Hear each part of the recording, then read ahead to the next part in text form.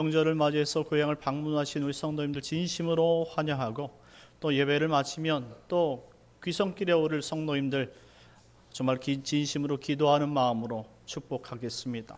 우리 앞뒤적으로 인사하도록 하겠습니다. 참 잘 오셨습니다. 은혜 받읍시다. 참 잘 오셨습니다. 예, 참 잘 오셨습니다. 오늘 새 얼굴이 보여서 너무나 좋은데요, 너무나 감사합니다. 오늘 오 남선교회도 너무나 열심히 찬송해 줬고, 오늘 아름다운 주기도문송으로 우리 아가페 찬양도 또 열심히 해주셔서 너무나 감사하고, 또 이렇게 열심히 달려와 주셔서 예배의 자리를 지켜주시면 너무나 감사합니다. 이 모든 것이 하나님의 은혜인 줄 믿습니다.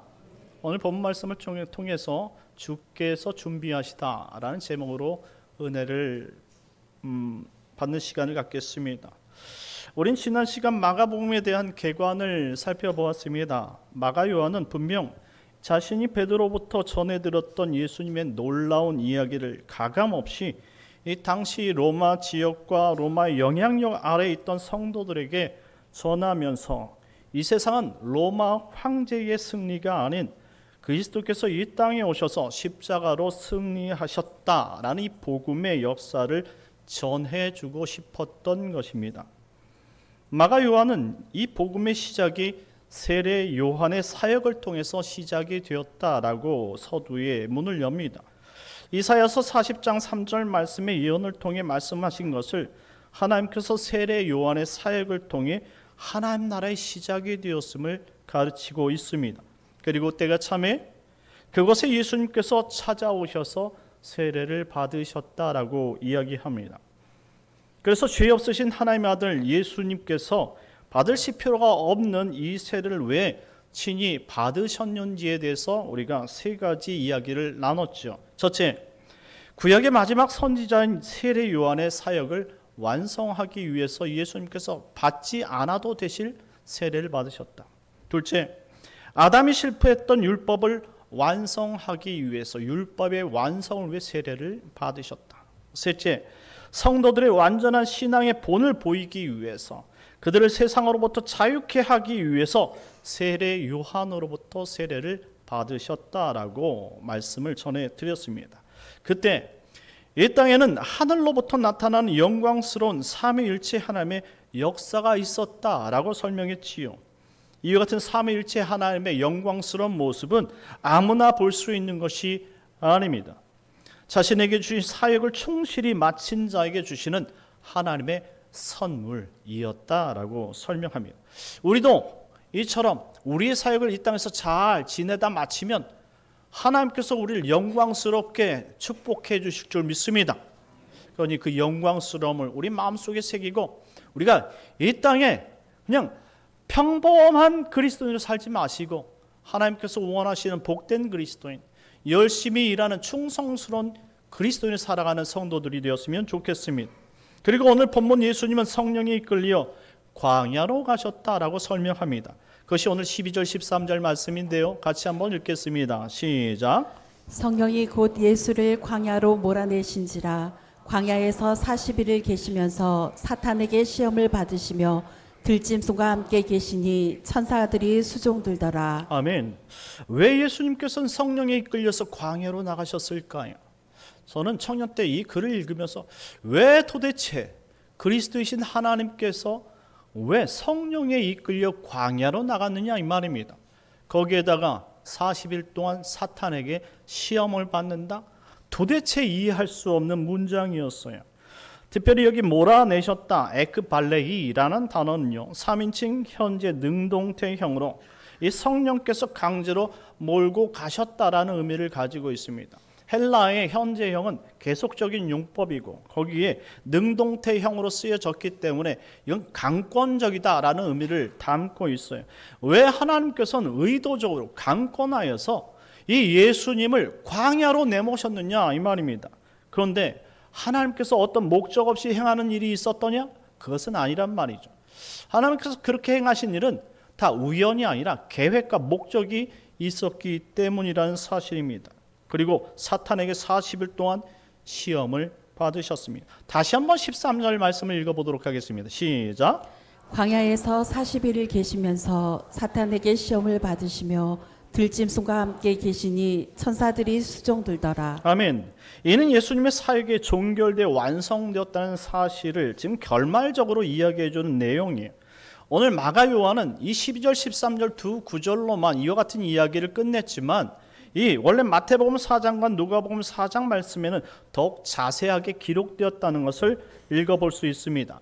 마태복음 4장 2절 말씀에 보면 40일을 밤낮으로 금식하신 후에 줄이셨다라고 표현하고 있습니다. 광야 40일을 예수님은 40일 동안 금식하고 줄이셨다라고 말씀합니다. 금식. 이 금식이란 육체를 삼가고 하나님께 간구하는 이 절실한 인간의 방법입니다. 구약시대 이스라엘은 1년에 한 차례씩 전 국민이 대속죄일에 자신의 죄를 씻기 위해 하루를 온전히 금식하였다라고 말합니다.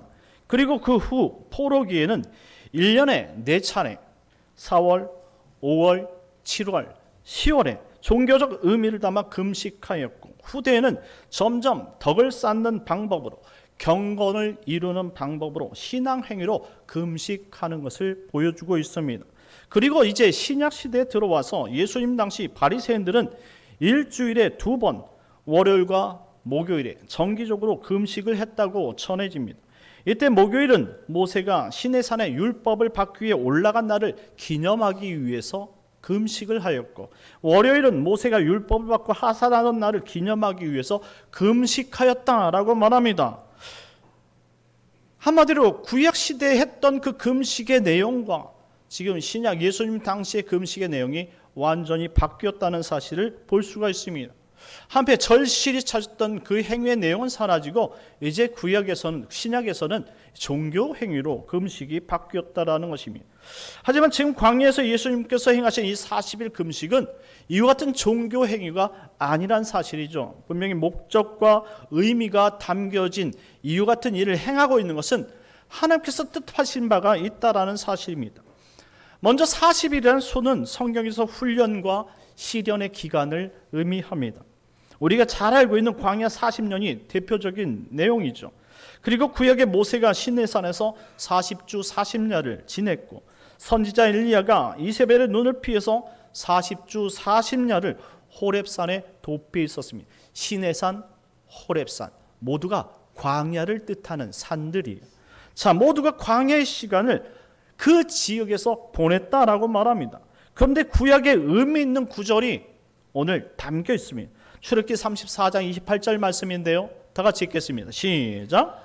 모세가 여호와와 함께 40일 40야를 거기 있으면서 떡도 먹지 아니하였고 물도 마시지 아니하였으며 여호와께서는 언약의 말씀 곧 십계명을 그 판들에 기록하셨더라. 아멘. 신약에는 모형론이라는 것이 있습니다. 구약은 특별히 신약의 그림자로 기록되었으며 구약의 특별한 인물들은 신약의 예수님의 모형이라는 설명이죠. 그런 차원에서 모세는 그리스도의 모형이라고 설명드릴 수 있습니다. 본문에는 모세가 하나님 앞에서 율법을 받는 모습과 예수님께서 광야에서 금식을 행하시는 모습이 동일하게 설명되고 있다는 것을 보여주고 있어요. 그렇습니다. 구약의 그리스도의 모형이 행한 일들을 결국 신약의 예수님께서 행하시는 것, 종결 짓는 것으로 설명되어지고 보여진다는 거예요. 그래서 예수님께서 행하신 행위들을 보면 구약에서 모세가 행하던 일들을 완성시키는 모습들을 보여주게 됩니다. 왜? 바로 이 구약의 내용들이 신약의 그림자이기 때문입니다. 그것을 종결짓고 완성시키는 그분이 바로 이스라엘 사람들이 기다리고 있는 메시아 그리스도다라는 설명인 것이죠. 결국 예수님께서는 이 모세가 행했던 일들을 이 땅에 오셔서 행하시고 완성시킬 뿐이라는 사실을 보여주고 있는 그림인 것이죠. 모세는 40일 동안 하나님과 함께하면서 금식을 하였고 이후 시련을 넘어 하나님 나라의 말씀을 백성들에게 선포하고 가르치면서 이스라엘 백성들의 광야로 이끌으셨던 그 지도자였습니다. 그렇다면 예수님은 어떤 지도자였겠느냐 이런 설명이죠. 그때 하나님께서 모세에게 십계명 두 돌판을 주신 것을 우리는 너무나 잘 알고 있어요. 이 십계명을 에세르 다바르라고 이야기합니다. 에세르라는 건 숫자 열을 의미하고 다바르는 말씀, 계명을 뜻하는 이야기예요. 그런데 신약에 들어와서 그 말씀을 요한복음 1장 1절 말씀에 이르기를 그것이 곧 하나님이시다 이렇게 설명합니다. 그리고 요한복음 1장 14절 말씀엔 그 말씀이 육신이 되어 우리 가운데 거하셨다라고 설명합니다. 이런 구약시대의 그리스도의 모형인 모세가 십계명을 가르치며 백성들과 함께 거했더라면 신약에선 말씀의 본체이신 예수님께서 친히 백성들과 함께 거하시면서 말씀을 가르치는 자로 보여지고 있다라는 설명이에요. 여기서 끝나는 것이 아닙니다. 히브리서 2장 18절 말씀에 보면 그가 시험을 받아 고난을 당하였은즉 시험 받는 자들을 능히 도우실 수 있었느니라 라고 설명합니다. 한마디로 광야의 생활은 모세가 준비했던 말씀을 준비하는 시간이기도 하지만 예수님께서 사탄 마귀의 시험을 받아서 인간이 겪어야 될 그 시험을 겪어내고 있는 과정이라는 설명을 보여주고 있다는 것이죠. 결국 그렇게 하심으로 말미암아 광야를 살아가고 있는 백성들을 돕기 위함이다라는 설명입니다. 그리고 오늘 본문으로 돌아와서 13절 말씀의 끝에 선사들이 예수님께 수종 들었더라 라고 결말짓는 것이죠. 이는 하나님이신 예수님께서 모든 것을 마치셨다라는 설명입니다. 정리해 보겠습니다. 예수님의 세례를 받으시고 성령에 의해 광야로 내몰리셔야 했던 이유, 첫째, 그가 모세의 실체로서 말씀을 완성하기 위해서라는 것. 둘째, 그가 하나님의 아들로서 사탄과 영적 전쟁을 승리하기 위해서라는 것. 셋째, 그가 광야의 시험과 시련을 통해 우리의 고난을 체휼하고 우리의 구원을 돕기 위해서 광야 40일을 견뎌내셨다라는 설명입니다. 그러니 이제 우리가 이와 같이 예수님께서 우리를 위해서 행하신 그 광야를 의문에 두지 마시고 나를 구원하시기 위해, 나를 돕기 위해 광야의 경험을 겪어내셨다는 사실을 마음속에 새기시길 바라겠습니다. 이제 광야를 마쳤습니다. 예수님은 준비가 끝났고 승리하신 거예요. 자, 14절 15절 말씀 다 같이 읽겠습니다. 시작. 요한이 잡힌 후 예수께서 갈릴리에 오셔서 하나님의 복음을 전파하여 이르시되 때가 찼고 하나님의 나라가 가까이 왔으니 회개하고 복음을 믿으라 하시더라. 아멘. 예수님은 세례 요한의 사역이 끝나자마자 그의 사역을 이어하셨다는 것을 알 수 있어요. 이는 하나님의 사역의 완전함을 보여주기도 하지만 반대로 우리에겐 세례 요한처럼 무엇인가를 할 수 있는 시간이 정해져 있다는 사실을 보여주기도 한다는 이야기예요. 세례 요한은 주님의 길을 준비하여 열심히 주님을 만난다는 그 일념으로 평생을 약대 터럭과 메뚜기와 석청을 먹고 살았습니다. 사명이 그를 지금까지 그렇게 청렴하고 올바로 이끌어 왔다는 사실을 보여줬고 그 사명의 끝에 예수님께서 오셔서 세례를 받으셨던 거예요. 이와 같은 일들을 우리가 생각해 본다면 우리도 우리의 마지막에 주님께서 보실 때 아름다운 끝을 준비해야 된다는 사실을 꼭 기억했으면 좋겠어요. 우리가 놀다가 주님 만나는 것이 아니라 우리가 타락하고 방황하는 그 시간에 주님을 만나는 것이 아니라 주의 일을 열심히 하다가 주님께서 흡족하고 만족하실 만한 그 일들을 감당할 그때에 주님께서 천사장의 나팔 소리와 함께 이 땅에 오시는 것을 우리가 볼 때에 그것이 더 의미 있는 우리의 사명의 길인 줄 믿으시기 바랍니다. 그러니 우리는 이처럼 예수님께서 행하시는 모든 일들 가운데 하나도 놓칠 수 있는 것이 없다 이 말이죠. 세례 요한은 자신의 충성한 사람이었다는 사실을 우리가 알 수 있습니다. 그러니 우리가 하나님 만나기 전 최선을 다해 하나님 나라를 위해 애쓰는 자들이 되어야 될 것입니다. 마태복음 4장 13절 말씀에 보면 예수님께서는 광야 40일 이후 나사렛을 떠나 스불론과 납달리 지경 해변에 있는 가버나움에 가셔서 복음을 전하셨다라고 설명합니다. 그것이 오늘 생략되어지고 요약되어진 오늘 본문 15절 말씀입니다. 15절 말씀에 이렇게 기록이 되어 있죠. 이르시되 때가 찼고 하나님의 나라가 가까이 왔으니 회개하고 복음을 믿으라. 예수님께서는 세례 요한이 요단강에서 외쳤던 것처럼 회개하고 천국이 가까웠다라고 한 그 복음을 이어서 설명했어요. 왜? 천국이 가까웠느니라. 마태복음엔 천국이 가까웠느니라 라고 설명했고 오늘 마가복음에서는 하나님 나라가 가까웠느니라 라고 다른 표현으로 설명하고 있을까요? 이것은 이 복음서에 이 기록되어진 대상자가 다르기 때문이라는 것을 우리가 알 수 있습니다. 마태복음에서는 천국이 가까웠느니라 라고 말씀한 반면에 오늘 마가복음에서는 하나님 나라가 가까이 왔느니라 라고 기록하고 있습니다. 이유는 마태복음 유대인들 사상을 위해서 그들이 믿고 있던 천국을 기준으로 해서 기록했기 때문에 천국이란 단어를 썼고, 이 마가복음은 이 로마 시대에 로마의 영향력 아래에 있던 이 유대인들과 이방인들, 기독교인들을 대상으로 하기 때문에 하나님 나라라고 표현했다라는 것이죠. 이처럼 예수님께서는 때가 찼기 때문에 분명히 하나님의 나라를 받아들여야 한다고 우리에게 말씀하고 있습니다. 우리가 하나님 나라를 받아들이지 않는다면 어떻게 될까요? 마태복음 3장 10절 말씀에 보면 세례 요한은 이미 도끼가 나무 뿌리에 놓였으니 좋은 열매를 맺지 아니하는 나무마다 찍혀 불에 던져지기 때문이라고 설명합니다. 그렇습니다. 우리가 회개하고 하나님의 말씀을 받아들이지 않는다면 도끼가 이 뿌리에 내려진 것처럼 이미 우리가 하나님께서 버린 자처럼 그것이 꺾여져서 그리고 심판의 불구덩이에 들어갈 수 있다는 사실을 이야기해주고 있기 때문이라는 거예요. 우리가 가려는 천국은 죽어서 가는 것이 절대 아닙니다. 이 땅에서 예수님을 나의 구주로 고백하고 죄 용서함을 받은 자들이 믿음으로 들어가는 것이 천국인 줄 믿으시기 바랍니다. 그러니 죽어서 나는 예수님을 믿겠다, 이런 믿음은 없다 이 말이에요. 오늘 내가 살아있을 때 예수님을 받아들이지 않으면 마치 이 나무 뿌리에 도끼가 지금 임한 것처럼 우리의 인생이 결단날 수가 있다라는 사실을 오늘 세례 요한이 선포한 것처럼 예수님의 복음도 명확하게 지금 예수 그리스도의 때가 왔으니 그 복음을 받지 않으면 심판을 받는다는 메시지가 담겨 있다라는 사실이죠. 그러니 지금 회개하고 주님을 받으라 라는 말씀이며, 이것을 뒤집어 보면 세상의 권세가 무너지고 하나님의 권세가 들어섰다라는 사실을 이야기해주고 있다는 것이죠. 16절 말씀 다 같이 읽겠습니다. 시작.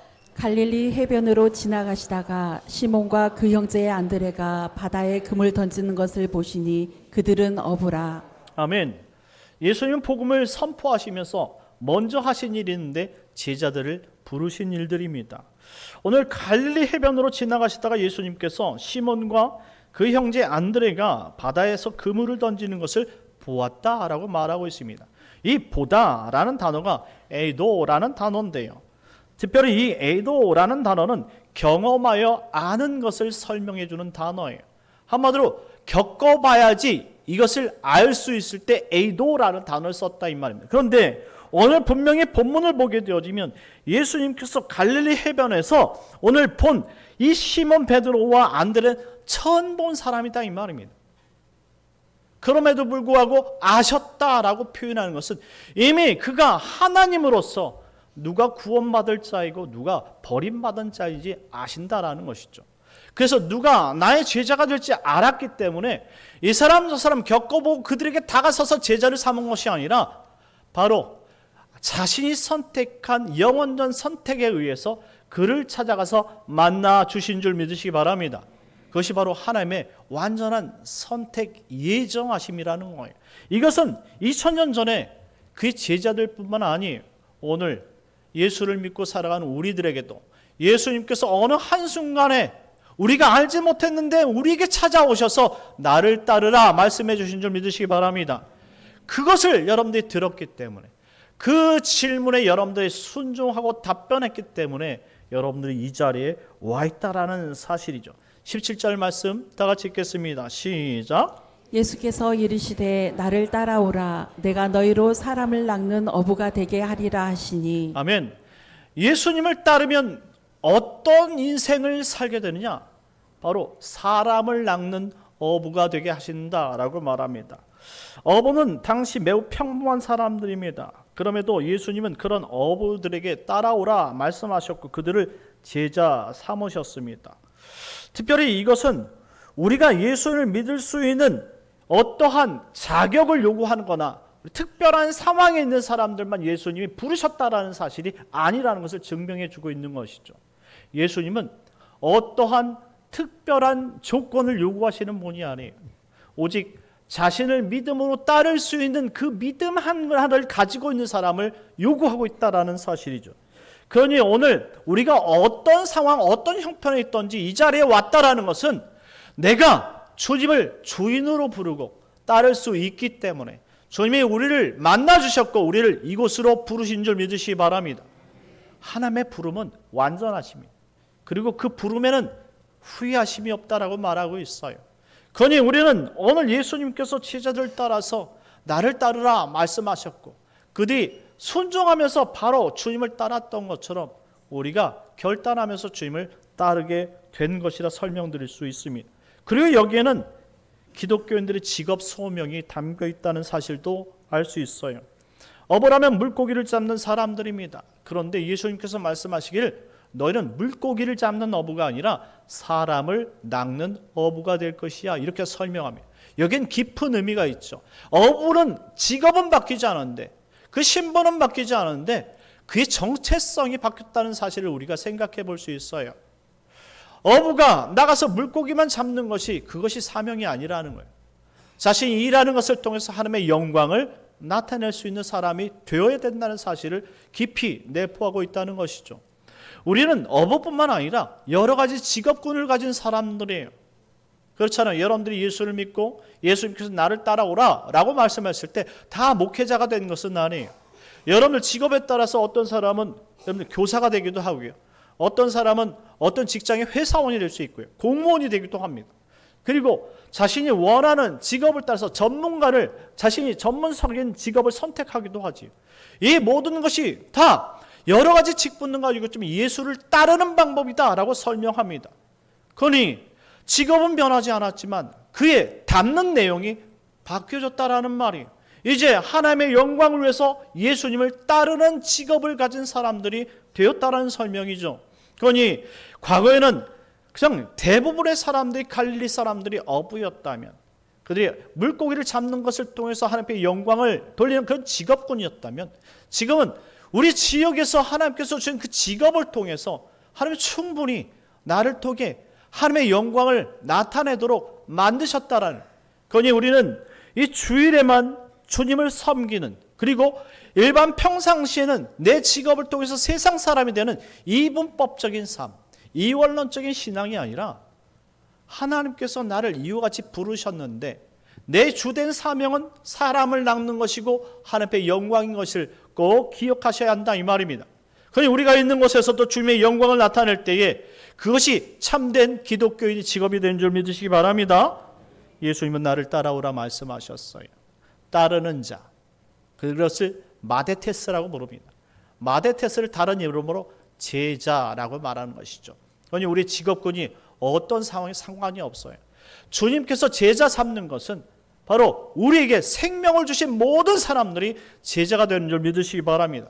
그러니 여러분들 예수 믿고 구원받았다고 해서 여러분 인생이 그냥 끝난 것이 아니고 신앙생활이 그냥 멈춘 것이 아니에요.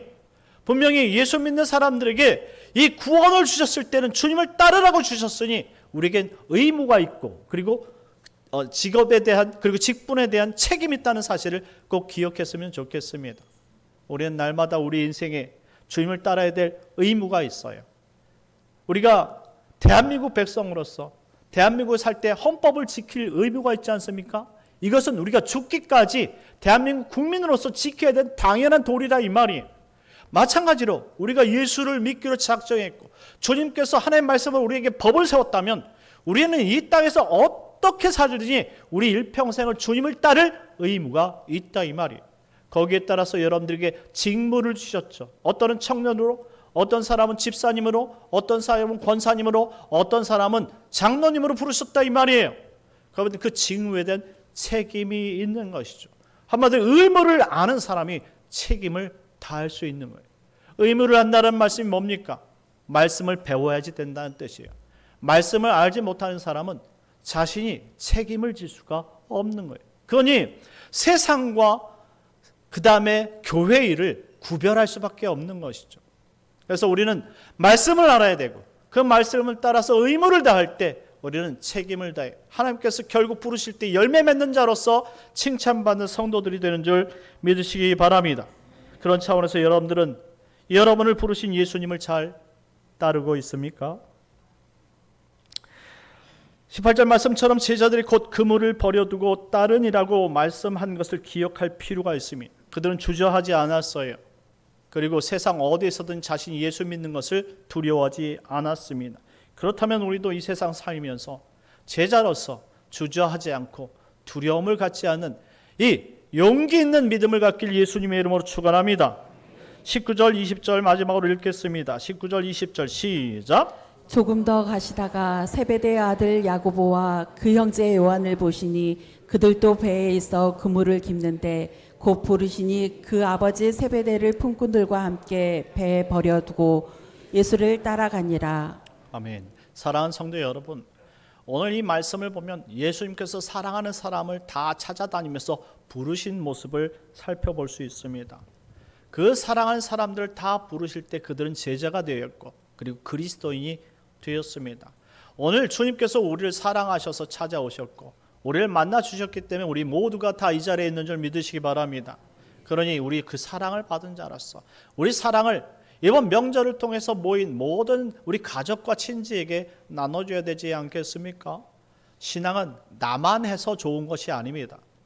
결국 이 세상에 하나님께서 심판주로 오실 때에 나만 해서 과연 좋을까요? 나만 구원받는 것이 그렇게 행복하지는 않을 것입니다. 여러분의 자녀가 정말로 예수님을 알지 못해서 심판받는다면 그것이 행복한 일일까요? 그렇지 않아요. 그래서 어렸을 때부터 예수 믿는 자리에 두는 것이 얼마나 행복하고 즐거운 일인지 몰라요. 우리의 꿈이 있다 할지라도 우리 신앙이 먼저 세워지지 않는다면 그 꿈은 내 꿈일 뿐이에요. 하나님의 꿈은 될 수가 없어요. 그러니 그것은 나중에 하나님 앞에 심판받는 일일 것이지 아니 자신의 자랑과 유익을 위해선 그 꿈이 중요할지 몰라도 결국 하나님께서 책망하실 일이 될 수밖에 없다는 것입니다. 그러니 나의 꿈을 하나님 꿈에 두시고 그리고 우리 가정의 내 신앙을 우리 가족들 모두에게 공유하셔서 이번 명절이 정말 하나님을 온전히 섬길 수 있는 가정 천국을 이룰 수 있는 기초가 되길 바라겠습니다.